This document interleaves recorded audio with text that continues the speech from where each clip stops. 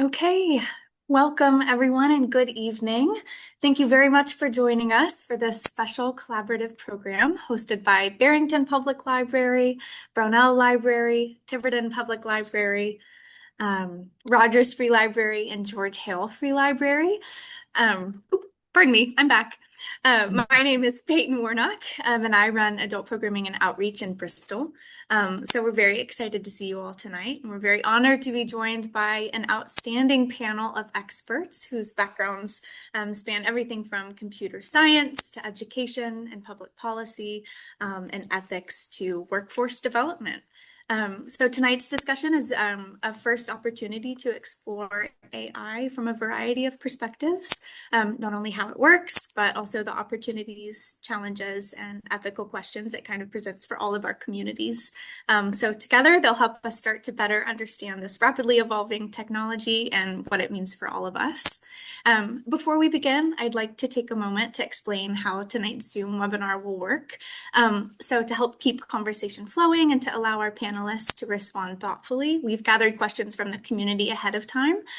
So there won't be a live Q&A during the webinar, but we have included as many of the questions submitted by attendees into tonight's discussion as we could manage. If you have outstanding questions after our panel, because let's face it, these topics are very complex and we could spend hours on each question. Don't worry, you'll receive a follow-up email from your local library with a survey about future events and some information about how to stay involved in these important conversations. This event is also being recorded, so if you miss anything or want to watch the event at a later date, you will also have access in that format.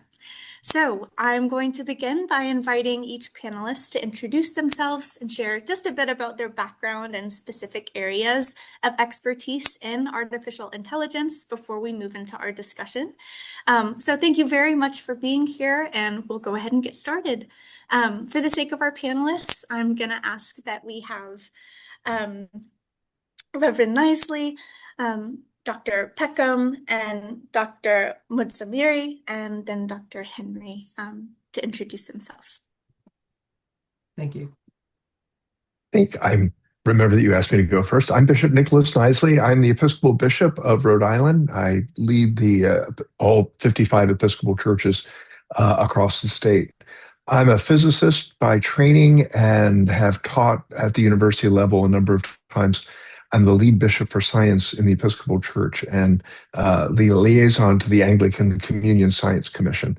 My particular remit right now is artificial intelligence.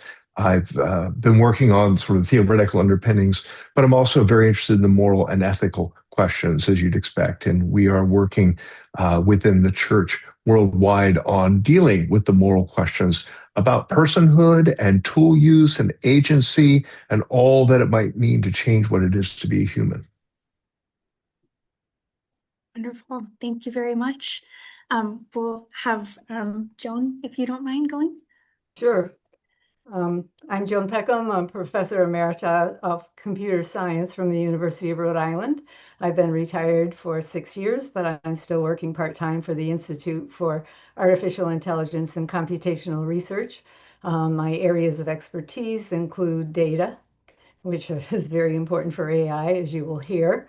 And I'm also very highly interested in interdisciplinary research, which is my current role in the Institute, and been doing and working on publishing work in the area of AI ethics and AI, sustainable AI currently. So happy to be here. Thank you. Thank you so much. It's very interesting. Enoch, would you like to go ahead? Yes. Thank you, everyone. And just a point of correction, it's not Dr. Mzamiri, it's just Enoch Mzamiri. Yes. My apologies. I'm actually PhD dropout, no offense, but yes, I work as a project manager for the Massachusetts Technology Collaborative. It's a quasi-state agency that works under the Office of Economic Development. What we do is we're a convener, facilitator, funder for different programs that drive economic development in Massachusetts. And my focus is on artificial intelligence. I have training in politics and international relations, public policy, AI and machine learning, project management, AI safety and ethics.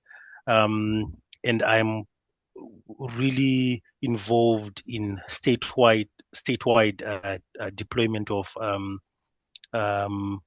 AI programs and projects with a focus on workforce development, startups and innovation, the compute infrastructure, as well as the data commons. So I'm happy to be here and glad to be a part of this discussion. But I'm here in my personal capacity, not in my official capacity, just to bring that out there. Yes. Thank you so much. Thank you. And finally, Dr. Henry. Thank you. I'm Tim Henry. I am currently department chair at the Department of Computer Science and Information Systems at Rhode Island College and part of the leadership team for the Institute of Cybersecurity and Emerging Technologies at RIC. I have been teaching and writing about both AI and social and ethical issues of technology for a long time. Dr. Peckham's smiling because we both worked together at URI many years ago when I started that. But also I was the lead writer for the Governor's AI Task Force report that was published in January. And since that report has come out, I've been serving as the interim director of the state's AI Hub as we've gotten the state's AI Hub set up to help focus on workforce training, public education about AI, and participating in discussions like this across the state in a number of different areas for a number of different industries and businesses. Wonderful. So let's jump right in. Our first question would be, what do you think in your specific fields are some of the lesser known areas, or maybe some areas that people might not think of where AI is being used in your experience? I don't know if we have anyone that would like to start. I can start because I just joined forces with others at the university to create a new program, undergraduate program in interdisciplinary and applied AI. And we have courses at URI. We have a writing and a professor of writing who's teaching a writing course, teaching students creative writing using AI. And we have a professor in the art department who's teaching students how to do creative art using artificial intelligence. And I think, maybe people aren't familiar with that. Better known probably is my colleagues that I write with are doing biomedical research, and AI has been extremely useful in this area. Yeah, I'll jump in next and just say that we use AI every day and have been using it for a number of years. A good example, is just like this past week. I was working and my daughter texted me, "Hey, I'm done with my after-school activity. Can you come pick me up?" My phone, the AI on my phone, was able to read the message, and when I said, "Yep, I'll be there in a few minutes," know that I was going to the location where my daughter is, and was able to have my map give me the route to her location, the best location. It took care of all that for me. And anytime, you use something like Siri or Hey Google or Alexa, all that is AI. And even whenever you're on Amazon and you see all the recommendations, that's artificial intelligence. And there's many different forms of AI out there, not just the generative AI that has really made the news in the last 2 or 3 years. Can I jump on what Timothy was just saying? Because I think it's a really important point. What I think has gotten people's attention and fired their imagination is what we would call generative AI. Usually people experience that through a chatbot where they're typing a sentence into a box and a model is responding to them in sentences. But AI has been around forever. It's something right from the beginning of the computer revolution has been studied and talked about. I think the first program I wrote as a little boy was a tic-tac-toe program on punch cards that we ran through an IBM, and just the algorithm of how to choose which move to make as a form of artificial intelligence. When I teach this course, one of the things I'll sort of emphasize is there's good old-fashioned AI, which is what a lot of us have been using and know about. If you play video games, there's artificial intelligence in targeting in video games. Chess computers are artificial intelligence. As Timothy mentioned, mapping coordinates, GPS, that's all. It's this new AI, the new artificial generative AI that's creating images and making music and is able to synthesize material in a way that we didn't anticipate even 4 or 5 years ago, that I think is what we're dealing with as a disruption in society. And how much of a disruption it is an open question, but clearly something's happening. And just to chime in on what you're saying, Nicholas, right? AI has been there, which brings us maybe to that point where we want to understand, or maybe our audience would like to understand in simple terms what AI actually is, right? And in this case, we can simplify it as maybe these a branch of computer science or software systems, right, that are capable of performing tasks that typically require human intelligence.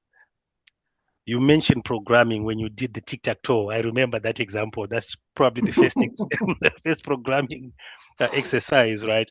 Instead of following rigid, pre-programmed instructions, these systems can recognize patterns, right? They can make decisions and solve problems, and they're doing that in our day-to-day, which brings me to this point of, or an example, right, that Timothy mentioned. Timothy can actually communicate with his family and set up systems that can help him monitor, okay, where is my family? Are they safe? Right, that kind of thing. I have a very interesting example to share. I have a son who is writing final exams. These are Cambridge exams, and it's a UK education system. He has been struggling with some of his courses, right? And I thought to myself, what if I design an agent that can help my son study? And I actually took all his syllabi, took his core texts, pre-processed, the data. And I said, hey, can you test and see if this works? And that's actually a practical example of AI being used to solve a problem in our day-to-day lives. So yeah, that's my take on it. And that's truly a perfect segue into our next question, which is from your perspective, and we do have two very good examples already of what kinds of problems AI is the best at solving. In your fields, where do you see AI as being very beneficial and being good at problem solving? I'll answer that question if you'll follow up with where do we see it as a danger. You're reading my mind. Yeah, no, well, that's good. I think so. In the church, and particularly in the, I'll speak for the nonprofit world. I think what we're finding artificial intelligence is really helpful in the back office and administration. There's a deluge of information coming in, email coming in, reports that have to be generated, budgets that have to be reconciled. And the artificial intelligence tools are really good at taking a lot of information and distilling it and summarizing it. I often think of AI at its best as a super summarizer. It can encounter great deals of information. As I think Enoch mentioned, it'll find patterns, and those patterns can help us discern things like on Tuesdays, everybody in the soup kitchen is eating tomato soup, but on Fridays, everybody wants cookies. So you can then be, and that's, something you might notice. It's allows you to make decisions based on that. People are using it for writing. People are using it for test taking. That's a different thing. And we're struggling with the implications of all that. And it's all about the data, right? that it's all about the data that we. So artificial intelligence. Some people may actually argue that why use the term artificial intelligence. The reason why they question that is the way these systems make decisions. They make decisions based on basically a bunch of matrix multiplications and are able to predict the next word, especially when you talk of generative AI, the one that we use every time, right? When you talk of models, it's data. We were gathering data from all over the place, depending on a use case. If it's foundation models, the ones that we use every single day, it's all about the data that we're using and inputting into these systems. And yes, like what Nicholas is saying, the ethical question comes up. When we raise that. Can I mention, the phrase that I like from a paper that I read by Bender in 2021, that AI is just a stochastic parrot. It's not intelligent. In fact, the famous mathematician Penrose just had a video that came out today that said we should call it artificial cleverness. AC, not AI. and that's where some of our fears come from, because it's capable of creating false information, creating echo boxes. It repeats trends it sees in the data. The data comes from us humans who are not perfect and have prejudices that it emphasizes. It's not transparent. We can't exactly see what it's doing in that black box, because it's not like a statistical equation in which you can see exactly what's happening to the data. It's not like a computer program in which you can understand the flow chart. If this data comes in, then you do that, and so on. The algorithm that's written by humans generates the model. And the model is so complicated, many times layers and layers of neural networks, that it's really hard. It's not extremely transparent. The good news is people are working on that to make it a little more transparent. And I can talk some more about what some people are doing, but that's what brings up some of the concerns about disruptions that are occurring and so on. Yeah. Before we go on to the challenges part of it, I'd like to do one more positive thing about it. Please, going off on the nonprofits and what you can do. A lot of small business, including myself with my small business, you spend a lot of time doing back-end administration, analysis, figuring out what the best thing to do is. I used to have to download data from the point of sale app that I use, feed it into Excel, do a bunch of analysis on it, or sort different ways and try to figure out what's going on in my business. What I can do now is just tell AI and give the AI the data, or just tell it, get this data. It can get the data from my point of sale system and do the analysis for me, saving me a couple of hours each week that I would normally have had to do that.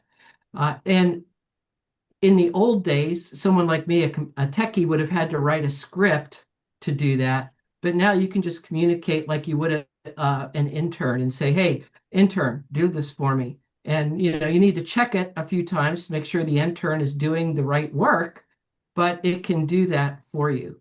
And then the other area where it is really changing things is actually in computer science and programming itself, where the companies such as OpenAI and Anthropic that are building these models, they've really focused a lot on ensuring that these models can write computer programs really, really well, because they're using them to write the next version of these tools. And the better they are at writing computer software, the better their next generation of tools will be.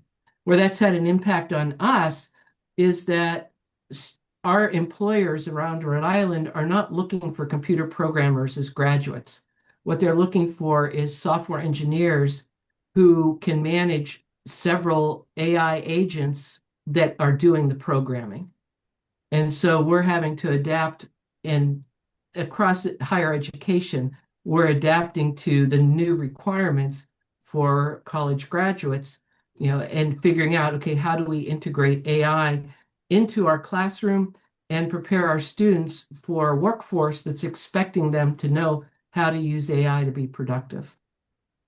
Very interesting. I would be curious to hear what the time frame on this might be. I know we are all probably pretty familiar with, like, a decade ago, everybody was saying, go get your degree in computer science. It's up and coming. So I'm curious what you think, what the time frame on this kind of new adaptation is.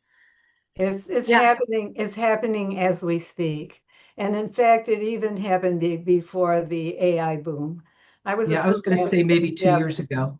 Yeah, I was I was a program director at NSF for 3 years, but it was over 10 years ago, a little bit over 10 years ago. And we were talking about computational thinking. This was computer scientists trying to explain to the rest of the world that a computer scientist is not only a programmer, it's a necessary skill. But what we teach in our computer science programs, which we will enhance and make that stronger, is how to solve problems with the computer. So, you need to know how to program, but knowing how to program is not enough. And this is the transition that's happening as we speak, and it already started earlier. And also imagine an experiment, right, where you are both the scientist and you are the subject. So sometimes in terms of talking of timeframes on how changes happen, they're happening while we're actually experiencing them. So we are the subject matter of the research, but also the investigators at the same time. Right. Yeah. No, go ahead. You can finish. Yeah, which brings, I think, a certain level of complexity to how we understand how institutions, people are evolving with the technology itself as well. So I was just trying to complement what John is talking about. Right. And talking about the rapid change, typically when a new disruptive technology is introduced, there's some financial investment that people who want to adopt it have to engage in. Cell phones coming out, laptops coming out, even participating in the internet, you had to have some financial stake in it to pay for your internet connection. With generative AI, it's free.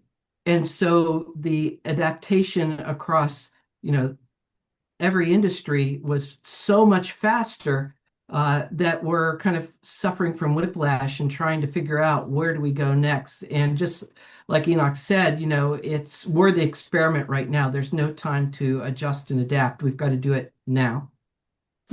If I could just riff, can I riff off that? So, I mean, it's the illusion of being free, right? It's there's actual server costs, there's actual energy costs.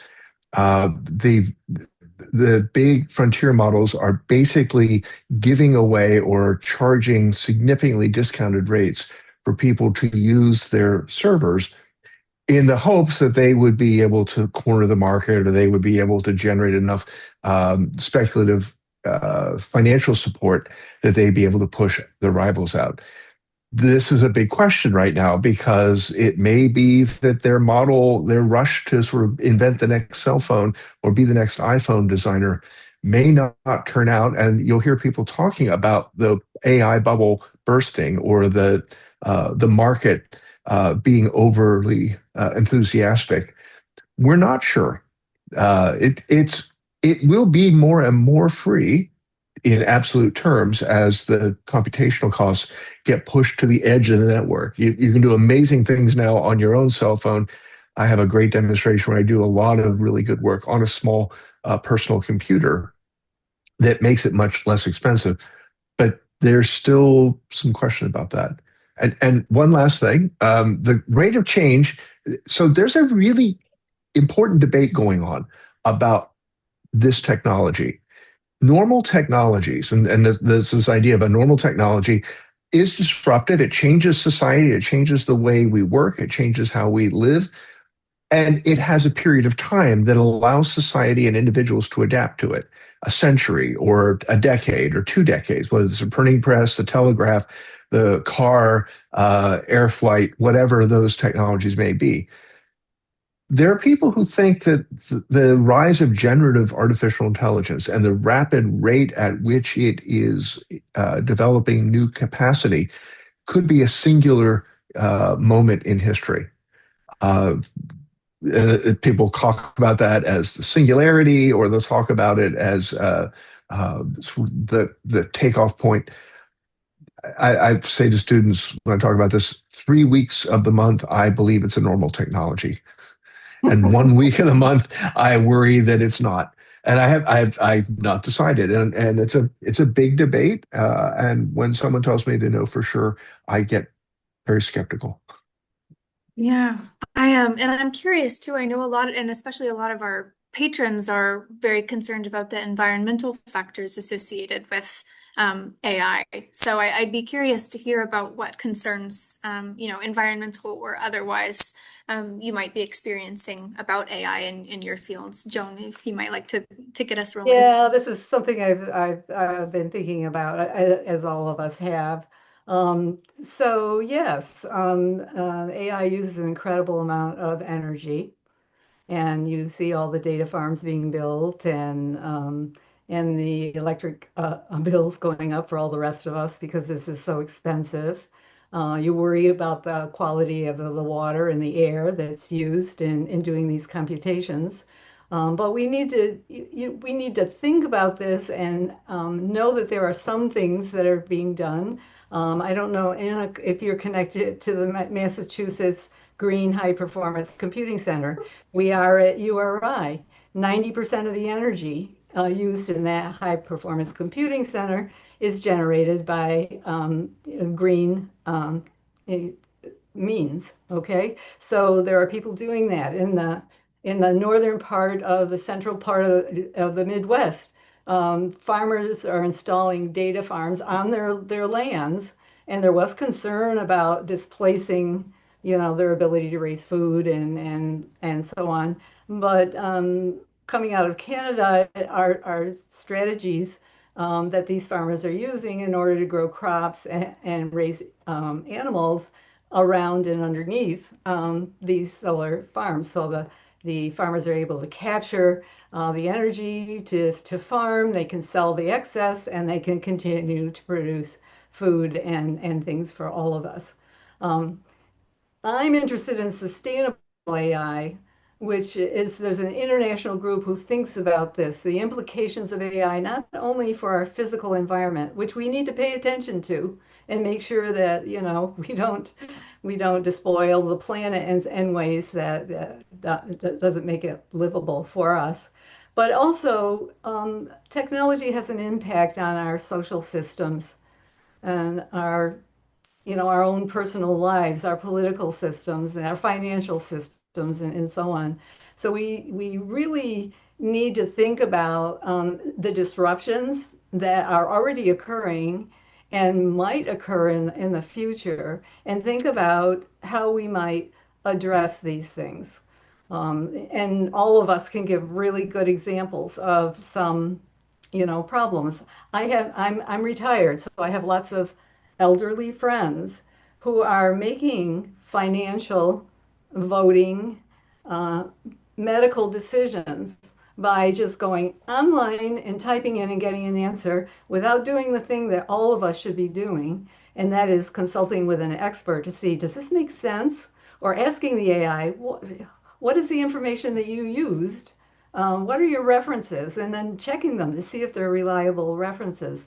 I'm very concerned about that. And I think education, education, and training is going to be really important, not just for people who are in school or people who are working for industry using AI, but for all of us, even those of us, who are retired and just using it for, you might think we're playing around with it, but we're making important decisions using it. So we need to understand the nature of AI and need to think carefully about how we stay safe and secure when using it.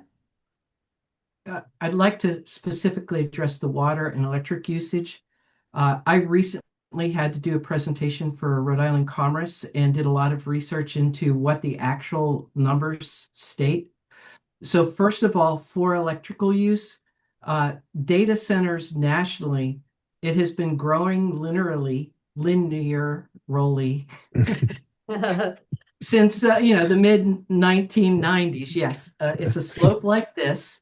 As we've been moving to the cloud, moving all our data centers to the cloud and such, it's been growing linearly until about COVID. Naturally, that accelerated a lot of activities moving to the cloud. So the line got a little bit steeper for the first 2 years, and then it leveled off and was linear again until the data centers came up for now this expansion of AI data centers. AI data centers are slightly different than traditional data centers in that they use a lot more electricity, and they need more water for cooling because they run hotter because they're running faster, right? So that's partly why the electricity has gone up. Now, that's nationally. I think it's nationally also on the water usage side.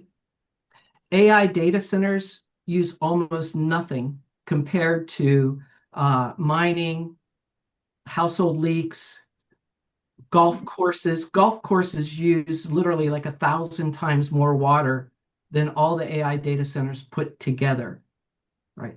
Where AI data centers have had an impact in water usage and electricity is locally, whereas communities did not have the infrastructure in order to support these large data centers that went in. And so while it's sort of, you can't say AI data centers are a bad thing overall, but they can have a significant impact into a community that isn't built to support it. Some people have compared it to like putting in a huge Amazon warehouse in a community that just didn't have the infrastructure to support that. You'd have issues and challenges there also. So right now, nationally, there's not a problem with the electrical or water usage. In local communities, yes, there is. But because of the planned growth over the next 5 years, if we are not careful, there will be national issues with the electrical and water usage. So that's kind of a summary of the Commerce presentation. No, and I think that's a really important thing, that the places that had the capacity to put in additional load on their electrical grid or on their water system often have the political power to not put it in their backyard. And so the places, and this happens regularly in unplanned, unorganized development, places that don't have the political power to stop the development are the places where this happens, and they pay the largest impact price. And that speaks to sort of racial and bias and political power, and that's the impact is unfairly hitting marginalized communities, and that's a big concern. And I think we have to think about how we want to do this sort of broadly. I'd add that these numbers are really hard to figure out. The AI use in a data center is not the whole use of the electricity and the computing power in a data center. Goldman Sachs published some research. The most recent I can find was about a year and a half ago, where they're saying somewhere between 15 and 25% of the power use in a data center is attributed directly to AI, and maybe another 10% to inference on that. A lot of the data centers are dealing with our email, our web pages, our streaming, our Zoom. It's in the same way that golf courses are using much, much, much, much more water than the AI industry. Zoom and streaming video at home, watching the Red Sox on NESN, as one should, is actually, that's charging as much energy to those data centers as well. And so we need to think about this in a sort of broader and more holistic way. Mm-hmm. How might we make AI a bit more inclusive, or how might we, as consumers of this kind of new disruptive technology, be able to um, consume it or use it in as ethical of a manner as we can? Would you have any tips for being ethical, conscious users of AI? I think, oh, Joe, I think real quick that if you can run it as a local model on your, and this is going to be becoming more and more prevalent over the next year or so, it'll be cheaper too, but you can do an extraordinary amount with sort of less powerful models.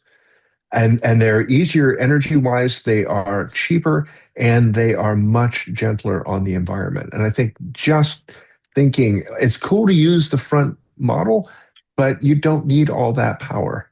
You can get as good an answer just asking in the fall Siri or just asking Gemini on your phone. Right. I think all the power and the effort is needed to build and train the model. Using it requires a lot less. It still requires effort and and power, but it's a lot less to actually be using the model. But I think all of this leads to a discussion about government regulation. You know, the government is the place, and I actually have a vision in which we not only do this nationally, but think about partnering with other nations in developing these guardrails. And when you ask about what people can do individually. I think that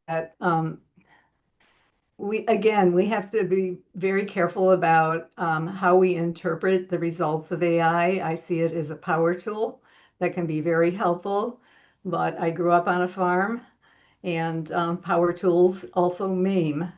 And this is, automobiles. Here's another technology. They still kill 100 people a day in the US on the highways, right? So we need to think carefully about how we interpret the results.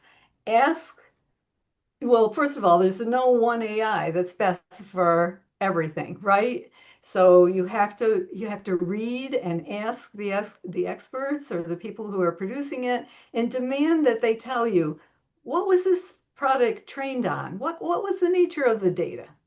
Okay, they should document this and let you know. And what did you find that it works really, what kinds of questions does it work really well for, and what kinds of questions are we maybe, it's going to force it to hallucinate and give us incorrect results, or, and also know that it's just amassing that stochastic parrot thing. I'll go back to it. It's amassing large volumes of information.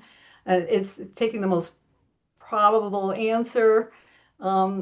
Where is there room for creativity or investigation of the less probable responses and so on? I'll just tell one short story of a friend of mine who was going to a church dinner. And she said, evidently, everyone logged on and asked AI, what is the best thing to take to the church dinner? And everyone got a similar answer, even though AI doesn't give the same answer every time you ask the same question. But in this case, it gave the same answer. And they all brought, what was it? It was some kind of a dessert. A Jello with marshmallows? No, it was cinnamon buns. She said everyone brought cinnamon buns because everyone was going on to AI and they're getting the most probable answer. And see what it's doing to us. It's interfering with the things that are uniquely ours. And I'll say uniquely ours and uniquely artificial cleverness or artificial intelligence. We are capable of novelty and generalization and alignment with scientific principles and problem definition. And now I'm stealing from the bishop: contemplative and reflective, open to meaning beyond utility, capable of moral reasoning, understanding the context and nuances. We can't let AI take that from us. And in fact, the most powerful tool in the world would be the human in control of the AI and using it as a power tool to help do things that we can't amass the volumes of information that it does, and decide the trends that we see in the data. So I think, we just need to be intentional, and we have to plead to our lawmakers and other countries to join forces to, how can we deploy this to make it a better world? But be aware of the consequences if we're not careful. Could I go on? I want to finish up with going to moving AI to the devices instead of using large language models, how important that is. AI, as we currently use it, is going to create an even greater digital divide. There's 8 billion people in the world, but 65% either don't have internet access or use their phones to access the internet. So they're not going to have access to these great knowledge sources and tools that us in America take for granted. When you think Tim, about— can I interrupt just 1 second? And their data, their information, and their knowledge is not present in the data that we're using to train the models. So they're not even being represented. And so, when you think about all the people around the world displaced through wars, famines, natural disasters, they lose access that they may have even had prior to that. And so while we here in the US are getting accelerated now by our access to artificial intelligence, a significant population is being left behind in that. And I think that those of us who have the ability to use these tools need to keep that in mind and set aside part of ourselves to help rectify that situation, or else it'll get worse.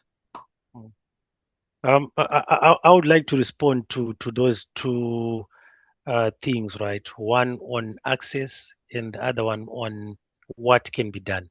Because I just want to tie something here that is like a common denominator to all of that. Number one, education. It's helpful to educate each and every person on what AI is, what it can do, the pros and cons of it. Because to be honest with you, I love it when in the morning I go onto my computer, I can use either Claude or Copilot or Gemini and just ask, hey, tell me what I missed yesterday and what emails I should prioritize, right? And it gives me a daily brief. And I know for a fact that, okay, these are the emails that I should prioritize and this is the work that I should do. So in terms of utility, right, AI is a powerful tool that we can leverage in different types of boring work that we can easily automate, number one. Access, though, it's a different issue. And that's an issue to do with policy in most cases and access to resources. Sometimes governments will prioritize access to certain things or putting resources into other things that have nothing to do with the benefit of people. And AI is not an exclusion in that regard, right? So government policy is crucial in that aspect of access, but it's also crucial in terms of availing access to educational resources that provide that type of literacy so that people can make a decision and inform choices. So with our ability to make informed decisions, how might we spot AI? Kind of, I guess you might say, in the wild, when we're looking to use AI or looking to discover new tools. I know generative AI, there are certain kind of markers you can tell that, this is definitely made by an AI, but more and more, you can't really differentiate a lot of it. So are there any ways that you might be able to either identify useful resources or stay away from sort of the more nefarious corners of the AI world? I think that issue is one of the sort of major challenges we have both politically, because it is very difficult to determine whether or not something is AI or not, especially if the AI generated information fits into your sense of what is true. So if it reinforces a stereotype or belief you already have, you can see that people will agree with it and will really challenge it. That's a well-known sociological thing, and that has been happening in political discourse. It's now starting to happen online. Images are being generated, and when Joan and I were teaching, of course, we've just talked about how suspicious you need to be. I think one of the guidelines we've worked on in the church, and we're going to be publishing this fall, is the sort of real moral need to be transparent about when you use AI and when you don't. If you're going to use it, and probably should, there are some things that's really well suited to help you with. You need to be absolutely clear that this is something that has been used. I just saw a political ad for a person running for Congress here in Rhode Island, and it was clearly AI. And at the end of the ad, it said this was AI generated. The images in this ad were AI generated. Don't know that I'll vote for the person or not, but I was really happy that he was forthcoming about the use of AI. So I do have. So if we look at it like this, there are certain obvious things that we can see about AI in our day to day with relation to what we can use. But there are certain, I don't want to use the word algorithms, but there are certain insidious, but quite pervasive, right, ways in which AI is being used in our day-to-day life. If we subdivide our society into the political, social, economic, technological, this math, right, is there in these systems, is present in the software that we use on a day-to-day basis. But a lot of us may not go beyond and say, oh, on Facebook, why is it that I'm just getting these types of recommendations? Oh, I've spoken on my phone, or we're having a discussion, and now I'm getting recommendations on Amazon and so forth, right? That's, to me, I think that's the more insidious, like something that we cannot see, but it's there, right? But it's actually, because the philosophical question becomes, how do I know that I'm the one who's making a decision? Nicholas mentioned a politician who's campaigning, right? How do I know that I'm making the decision, or it's the algorithm that is making the decision for me? And that's an obvious risk. So education matters in terms of how we understand what AI is and how it impacts our day-to-day. I mean, it's quite useful. It's really useful for. I mean, I can't imagine going back to that point where I'm dealing with multiple spreadsheets, right? Instead of just using Claude. But we just have to keep that in our heads and learn. And just like John said, a lot of commentators, they're talking of the greatest superpower that we have as human beings is our ability to remain human and the ability to relearn. So being human and having that sense of curiosity, I think, helps as well. I think that education is also key for another aspect that people worry about, and that is the displacement of certain types of people from certain types of jobs. This is clearly going to happen, but the only thing and probably there will be more jobs, but the jobs will be different. And so we have to, when I was talking about what we need to teach our students how to solve problems and so on, we also need to teach them how to learn throughout life, because the way the world is changing so rapidly, they're going to have to learn new skills throughout life, and their career is not going to be the same. They're not going to be doing the same old thing. And we have to be open to that and recognize that this is just going to happen. Yeah. It I'm seems going to play like the devil's advocate here. Sorry, no offense. But, and purposefully, because where we are now is a very temporary state. Everything is evolving very rapidly. And the reason we even know that generative AI is being used in many cases is because it's been patched on to something that already exists. As time goes on, and already we're starting to see this, more of the generative AI is being placed under the hood so that you don't even know that you're using it. So the question of, am I using generative AI? It won't be there. Yes, you are. It's going to be underneath and you won't even realize you're using it.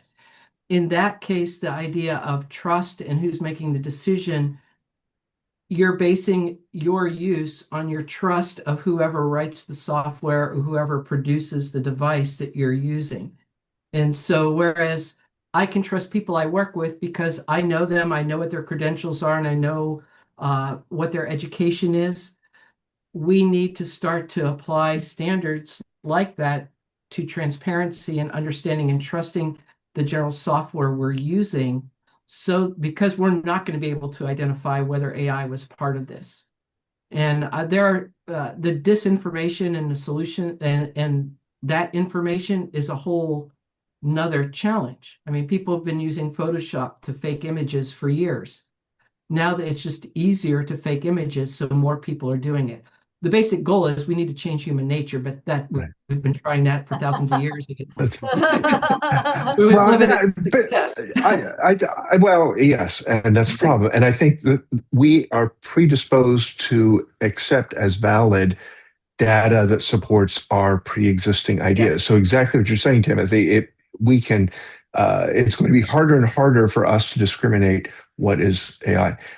What Enoch, I think, is referring to, particularly a great example we've used is you'll get a different price on your plane ticket depending which browser you log into the travel site with, and depending which platform you use. You might find you get a higher price offered to you if you're using an iPhone and a lower price if you're using Android.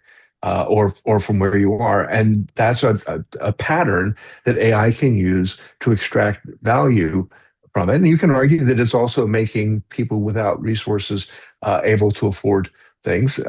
But it's not transparent in the way it's being used. And that's a significant concern.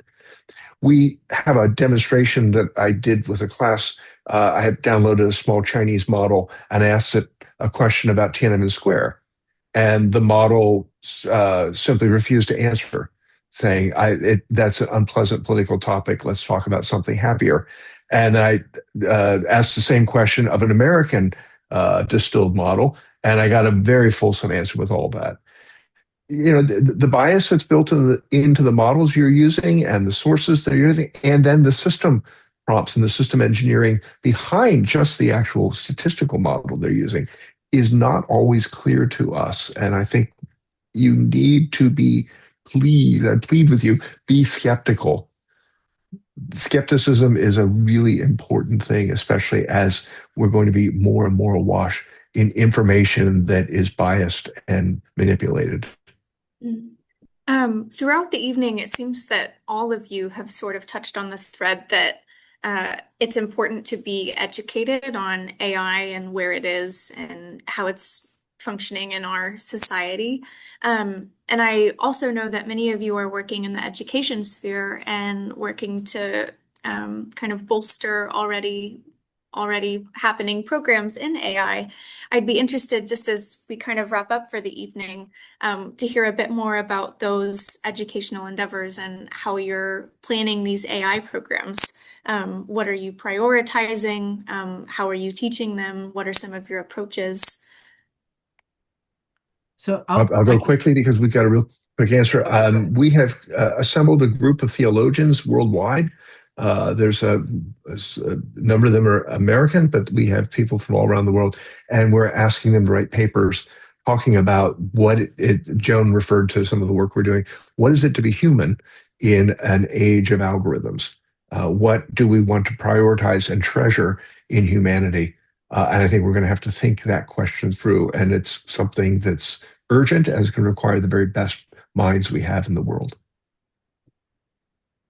And then I'll jump in and at two ways I want to talk about this. First is at Rhode Island College, we have an artificial intelligence major and minor that are geared toward people who will be building models for businesses to do their analysis and work, not necessarily using large language models, but building their own. And then we also have an applications of artificial intelligence minor that is geared for anybody at the university. We're going to be turning that into a certificate program also for people in the workforce to take. And that teaches you responsible AI use and how to use AI in your business, but in your field, not to be an expert at developing models, but how can you best use AI in whatever you are, nurse, a financial analyst, or whatever. Then there's the state's AI hub. By the end of December, we should have a website stood up, ai.ri.gov, that will have resources and best practices available for people in the state to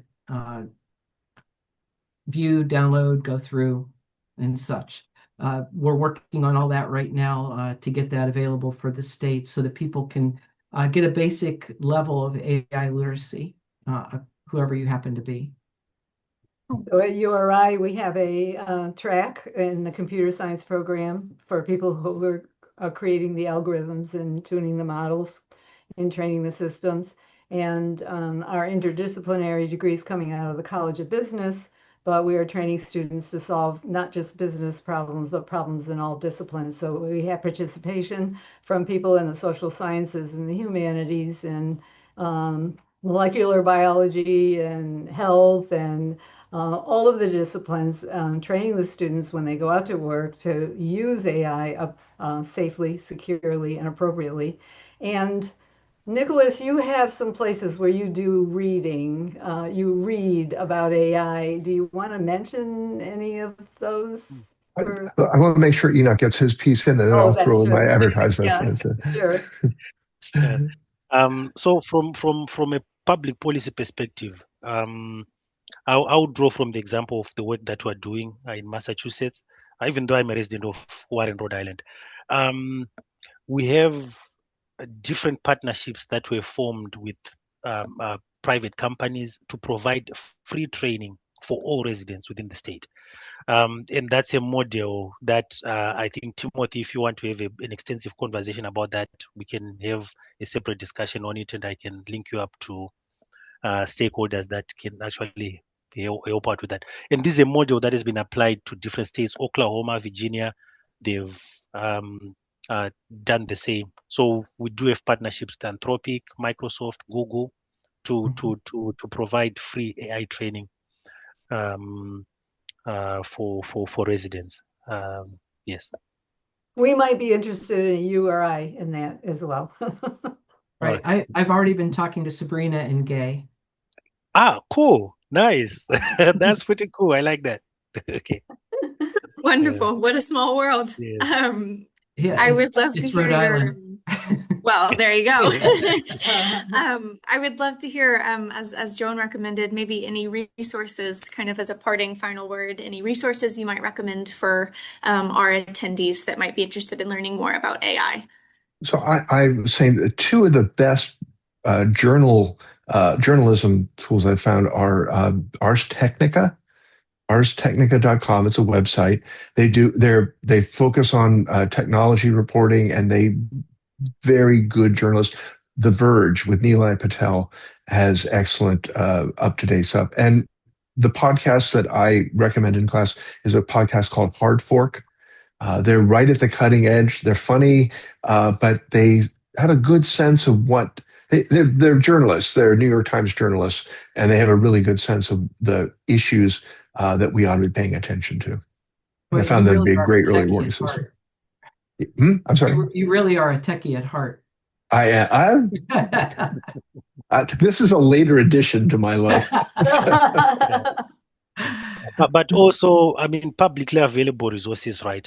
If you go on the Anthropic website, or if you go on the Microsoft website, you can find, even on the Google website, and search free AI training, you will find specific courses that are quite helpful to give you a basic understanding of what AI is, what tools are available for what particular purpose.